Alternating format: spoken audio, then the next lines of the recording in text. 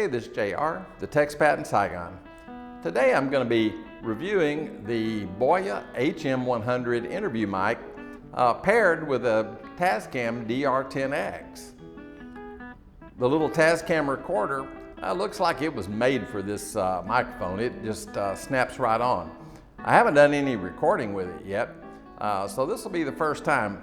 We'll check out the audio quality and see how the little mic does with handling noise and such as that, noise rejection. My neighborhood's kind of quiet today, but that can change real fast. We'll see what happens. All right, here's the little Boya microphone, the way it came boxed. It's a long one. That's all I can say about that. Hang on a minute here and I'll take it out of the box. It did come in a nice little pouch. It's actually kind of a heavy vinyl. It's not bad at all. And here's the microphone.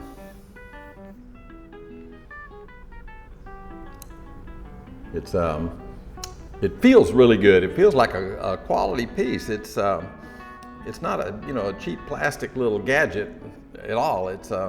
It's nice, it's metal, has a nice feel to it. This is the little Tascam DR10x recorder. Right now it's got an adapter plugged in it so I can use a lavalier mic. We're going to take that adapter out and plug it directly into the Boya. There it is without the adapter.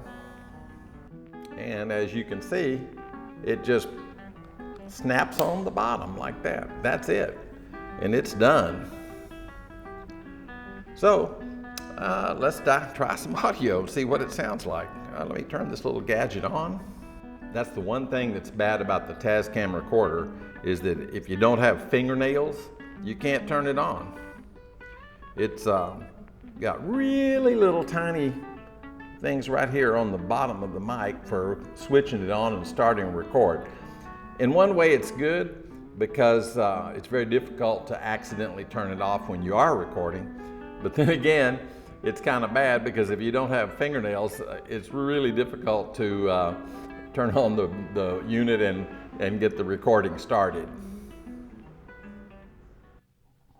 Okay, I did a couple of little tests before we made this video to determine what gain setting would be the best for this microphone. The Tascam doesn't have too many gain settings. It's got 3. It's got low, mid, and high, which is not really that versatile, and you can't make really little discrete changes. But overall, the mid seemed to work really good. The high had a little bit too much background hiss in it, which you could probably take that out later, but the mid sounds pretty clean. So we'll use that for our tests. The Tascam also records at 2 different levels. One level is, I think, 6 or 12 decibels below the other. So if you do accidentally clip or something like that, you can use the backup copy. So you are getting 2 recordings at one time with this little recorder. Okay, so let's give this thing a chance. Hi, this is JR, the TextPat in Saigon, and I'm here with my friend Oreo the cat.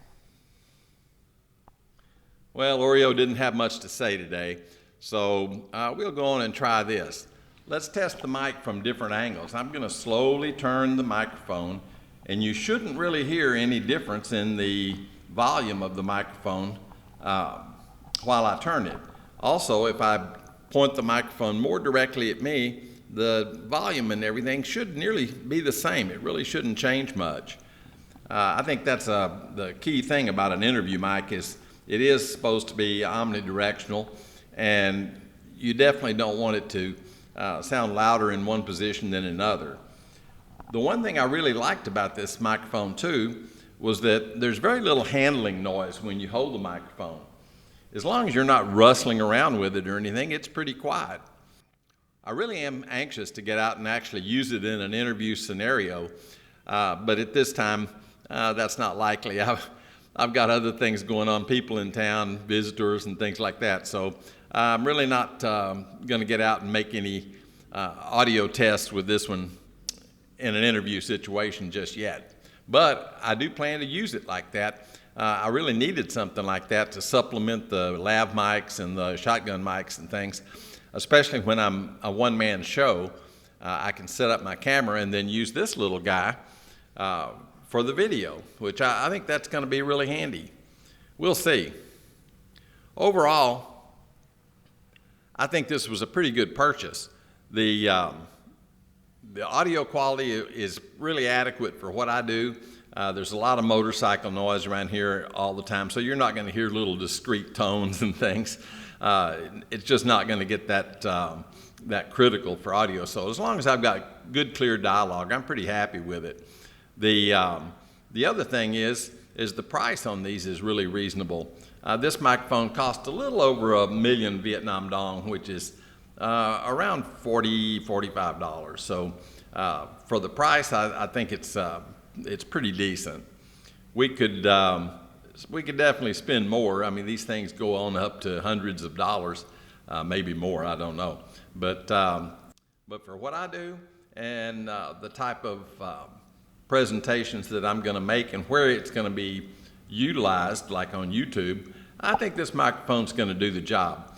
It definitely looks good with the little recorder. It looks like one-piece unit. Looks like it was made together. So from that standpoint, it's really great. The other thing that's really great is it's not a wireless unit. The wireless really isn't a great thing here in Vietnam, where everything around here has Wi-Fi. You get a lot of interference on anything electronic. A recorder is definitely a better choice than using wireless in most cases. Even the karaoke bars and karaoke places around here all have wireless, and so that's just something else to interfere with your work. If anybody wants to hear the actual file from this microphone, the audio file, well, just drop me an email. My email address, saigontexpat@gmail.com, is in the description below, and I'll forward over a recording for you so that you can listen to it more critically with your headphones or speakers. As for now, I think that's it. I think this little microphone is going to have to carry the load when it comes to an interview mic, and I hope it does a good job. Oh, one more thing. Here's a disclaimer for you. I bought this microphone with my own cash. Also, I bought the Tascam with my own cash. No equipment manufacturers ever sent me anything to review or asked me to review a product for them. So consequently, anything you see on the channel, it's my stuff. And I'll tell you exactly what I think about it. And if I have complaints, I'll tell you what they are. And if I like it, I'll tell you that I like it. Also, I want to say that I really gear up my purchases to production for YouTube. And YouTube, the fact that people watch everything on their cell phones or laptops, 99% in my case are viewing it on those devices. You really don't need $500 microphones and $2,000 recorders and things like that. I think that you can definitely get the quality you want for YouTube with less expensive equipment. And I think it's kind of silly to go out and buy something that's really, really pricey when you don't need it. And YouTube's compressing the video, and of course if it compresses the video, the audio goes with it. And there's just nothing you can do to make it really, really better. That's why, I shoot in 1080p, and the audio I record, I use Boya mics and Aperture mics and Aperture Deity and things like that. I don't spend the money on Sennheisers and things like that, Countryman. Doesn't happen. See, this is the problem with this little thing. I want to turn it off right now, and I've got to get my fingernail in between two little tiny plastic tabs to turn it off. And sometimes you can do it, and sometimes you can't. It just depends on the last time you cut your nails. Okay, there it is, lights off. The sound you hear in the background is the garbage truck. The garbage truck here is a kind of a trailer looking thing. I don't know if I can get a picture of it. Well, I can't, they already moved out of sight. But it's kind of a trailer on the back of a motorbike. And they really need that because they have to go down the streets that are really narrow. They're many times too narrow for a car. Our street, you can get a car down it, but only if everybody moves their motorbikes that are parked outside and slides the trash cans and things out of the way. Otherwise, you can't even get a car down our street. I do think this little interview mic is going to be a really good solution for me, because currently if I interview 2 or more people, I wind up having to use my DR100 Tascam and wire everybody up, and that's pretty hard. I don't have a wireless microphone system. I just have wired lavalier mics. So this thing could really help in a lot of cases. I mean, in some cases you want the lavaliers, but other times this interview mic will do the deal. Obviously, I don't really care if a microphone shows, because I'm not doing a theatrical production or a movie. So if the microphone shows in the shot, it's all right with me. As long as we can hear everybody good and the mic rejects some of the motorcycle noise that is a constant here. I certainly hope you enjoyed the review and maybe it gave you some ideas. This is JR, the Texpat in Saigon, saying thank y'all for watching.